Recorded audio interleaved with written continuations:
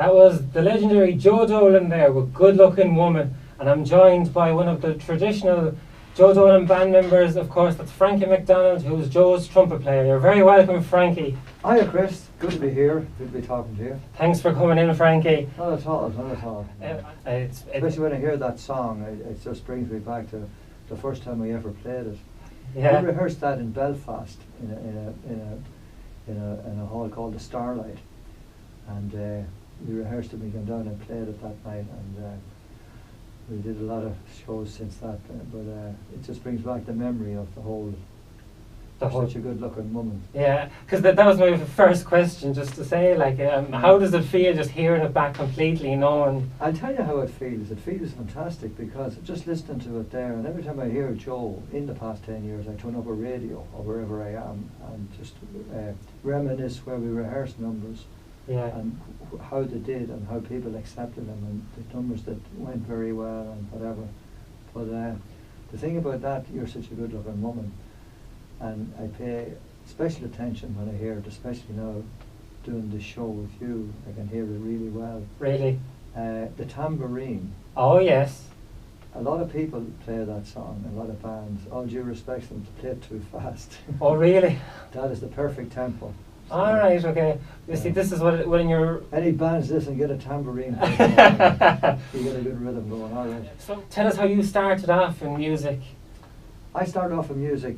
I was born in Clonus on the border in County Monaghan, and I was always interested in music. When a band came to Clonus, a marching band or whatever, we lived on the border, so a lot of bands came in from the north of Ireland, from Dungannon and Belfast. I used to follow the bands around the town.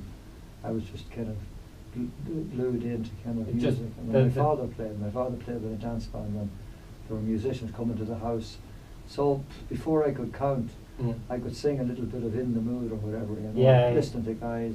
It was there all the time for me, you know. We rehearsed for 3 weeks, and our first gig was down in Las Vegas in Templemore, Las Vegas Ballroom, a big, huge ballroom with 1,500 people.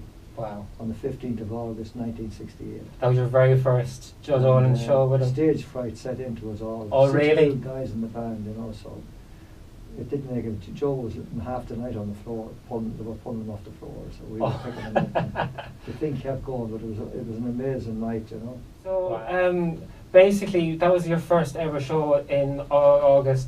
So Joe went on touring all over the world as well as. Well, after that was 1968. To come up with this kind of tune, we got a demo from Albert Hammond of a tune he wrote called "Make Me an Island." And it was just him and a guitar, and we got the demo, and it went from there. They put an orchestration to it, and after a couple of weeks released it, it got into the charts in Ireland, and then it started moving in England. Yeah. So I kind of the following 1969, the summer of 1969, it was bubbling in the English charts and went as far as number 3. Wow. So that opened up the whole kind of the English market, and then it started charting in France and Spain and Israel, so that brought us around the world. South Africa. Wow. For the next 25 years we were touring every second or third year to major venues, major countries. You know. That's fantastic. An artist on stage like Elvis Presley, Cliff Richards, these people are slick, and if you're not slick naturally, don't do it. Yeah. Because then you're awkward. Okay. You know, you either have this slickness or you don't have it, and Joe had it. Oh yeah, he should. Joe had his moves very slick, so I'd say that watching the Presley shows over the years, he kind of adapted, took inspiration from it, maybe, or something. Yeah, a lot of kind of inspiration, and he was a big fan of Elvis Presley. So we're basically chatting about all things Joe Dolan on the show for this very Joe Dolan special, and we're just basically chatting about kind of coming up into the most recent times of Joe on stage, and basically he always got stuff thrown up as well. Oh yeah, well the girls got excited, and I mean he just, like I told, especially near the end of his show, like towards the end of his show he was doing Sweet Little Rock and Roller and more and more. Yeah, it was kind of a ritual. Yeah, but he got like knickers, he got all the... Oh yeah, all presents. Yeah. Yeah. I say he was probably nervous of this, depending on what he could get some of the nights. Yeah, I got teddy bears and Yeah. little ducks and dolls and stuff, and you know. But I mean, it was just people admiration. People just wanted to kind of, you know, Yeah. do stuff and Show the support back kind of thing. yeah, yeah, and the excitement of the show Yeah. as well. You know, groups of women. I used to have hen parties and ladies coming out for their night out. Get their hair done, Yeah. get the whole business. It's their night out, so I mean, it's a Joe Dolan show, Yeah. and that was it, you know. So can you remember the original running order of the show? Because I know he usually started off. Yeah, well, you're such a good-looking woman. Yeah. Would be very, and then maybe Aching Breaking Heart, and then he went to a tune that we called Kira, which was written by, this is the latter end, by Adrian, his nephew, and Right. he'd slow it down then, he'd probably do Unchained Melody. All right. You know. Okay. And then it varied. You see, Joe's show, with all the records he made, there was probably 50% of the show that never changed over the time. Like Danny Boy was always in the show. Right. Yeah. Westmeath Bachelor was always in the show. Make Me an Island would be always in the show. So, you know, maybe 50% of the show was there Mm. forever. And then new stuff coming on. Every album he'd introduce one or two new songs of the album. Right. Would come and go, but the nucleus would be, the show would be those numbers, more and more. Goodbye Venice. Fans still go mad for the music. This is like 10 years anniversary, and his music has still never died. It's still Oh yeah, played globally. very much so, very much so. But he was wise enough not to leave the old stuff. Yeah. The old stuff was still there for his fans, and the new stuff, if it worked, you know, and it did work. It did work. It worked big time, you know. And then the young DJs got excited about Joe Dolan that never knew Joe. They were playing all this new stuff. And Yeah.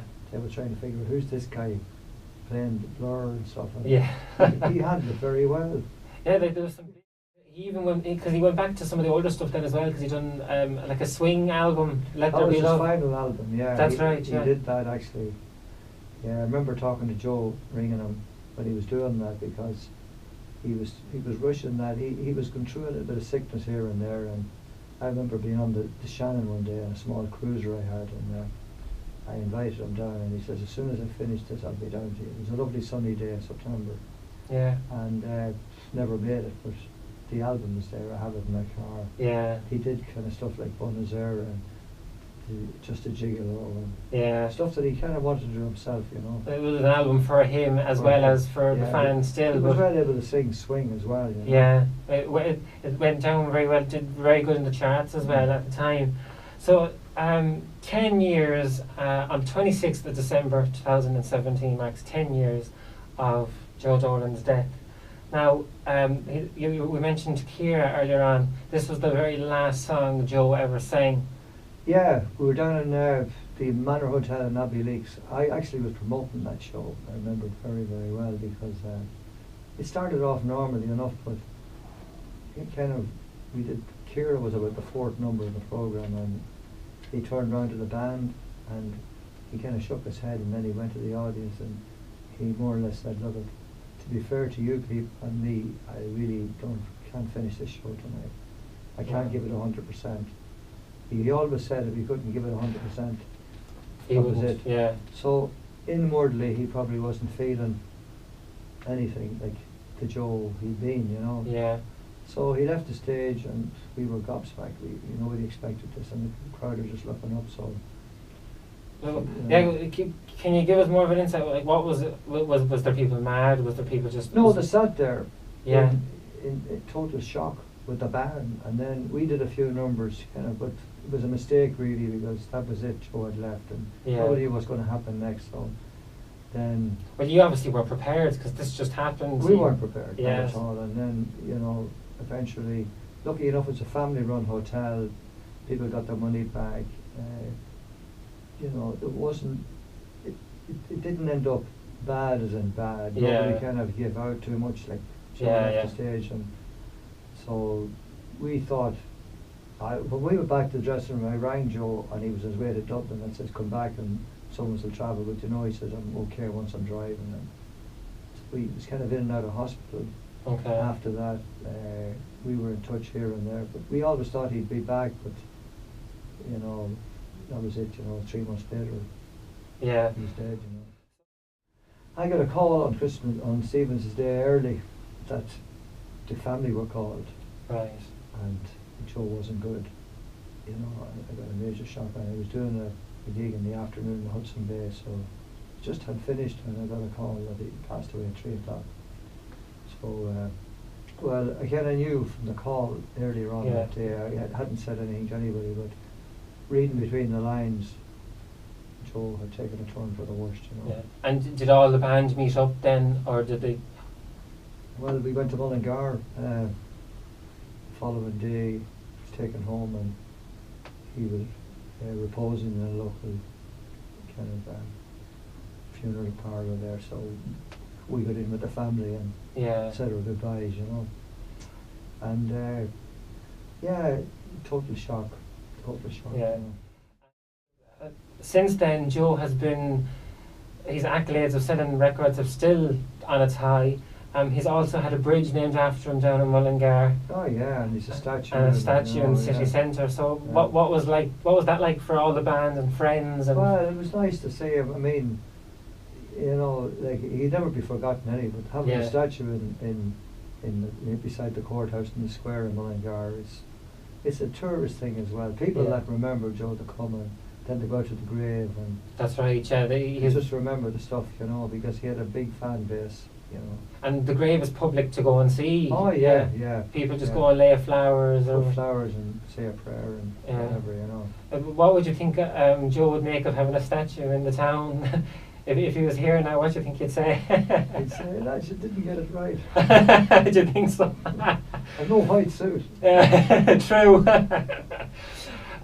So basically, to present, the Joe Dolan band did a reunion show, and they put Joe up on a big screen with different effects. They did that for a couple of months. Well, a year after they just remembered Joe, we did that and did that for you. But my direction changed because I got an offer from the Brendan Grace show. Right. Okay. I had formed a 3-piece band, and for the last 9 or 10 years I've been doing a 40-minute open for the Brendan show, winter tour and summer tour. You know, I'm very grateful to be still in the business at that end of the business, and then I do some work of my own. And I meet so many people that with the fan 12 years ago that would remember the Joe Dolan days and discuss it. We talk about it here and there, and you know, that will never go away. Yeah. So can you give us, just before we leave, can you give us your favourite memory of Joe Dolan? Favourite memory of Joe Dolan? Yeah, a lot of good memories, I suppose. I suppose with the Joe Dolan show, we'd be driving up the strip in Las Vegas in 2 limousines. With girls dressed as leprechauns on the bonnet of the car, of the cars. Yeah. And people on the streets looking. It was a whole new thing. Nobody knew who we were, what we were doing. They saw a couple of leprechauns and bonnets of limousines, so they knew something was happening. Right. And we were in the car waving. We didn't know anybody, they didn't know who we were. And it was a big build up to what was to come. So we started playing Las Vegas. The main room at the time, Frank Sinatra was up the road, Ruby Murray, Glenn Campbell was across the road. They were the good old heydays, 1978. You know. Actually, just coming back to doing things on stage, was Joe a bit of a perfectionist? Big time, very much so, yeah. Everything had to be on the ball. Yeah, we used to spend hours rehearsing, everything had to be perfect. So we were all professional enough to know that you can't, and if you didn't know it, you got it home and learned it. I mean, we all knew we had to be totally on the nail, on the night. Everything had to be good, you know. And what was this whole thing of Joe Dolan's hip? Because he did have a hip op as well. He got a hip replacement. He was out for a few months, and he auctioned the hip on eBay. I think he got something like €1,000. Somebody bought it, you know. Because I remember he went on to Podge and Rod show at the time, a talk show that was here in Ireland on RTE. Yeah. And they gave him a lot of stick over the hip. They did, They seemed to have and made him sign it and all this kind of stuff. Yeah. But it wasn't his actual hip. It was more of I think it was a dummy hip or something that was on the particular show. Yeah. The fantastic times just to see all that. And thanks a million, Frankie, for coming in. But just before I let you go, let you get out the door, I have to ask you, because as we're playing Joe Dolan's version of Goodbye Venice with the RTE Concert Orchestra. And I hear that there's a part in Goodbye Venice that you did with the trumpet. Tell us about that. Yeah. I just, many years ago, I just was, I put in a kind of a little version on the trumpet. It's a little kind of a fanfare thing at the end. I felt it might fit, and it became part of the tune. Joe liked it. Yeah. Joe didn't like it, he'd tell you. He didn't like something you did. But anyway, this went down very well. And I just listened to the RTE version when it was released. Actually, Adrian rang me and he said that they were going to use that trumpet riff at the end. And I said, that's a big honour for me if they're going to use that. So that's it. It's my version of the trumpet riff at the end of Venice. It still stands. It'll be there long after I go. All right, and that just feels amazing. Even looking at you now here in the studio, guys, he's as happy as Larry.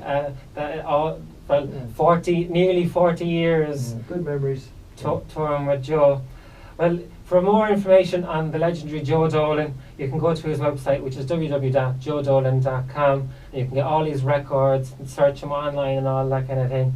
But playing us out on this show, thanks for listening, guys. And again, thanks a million, Frankie McDonald, for coming in. Thank you, Chris. Joe Dolan's legendary trumpet player.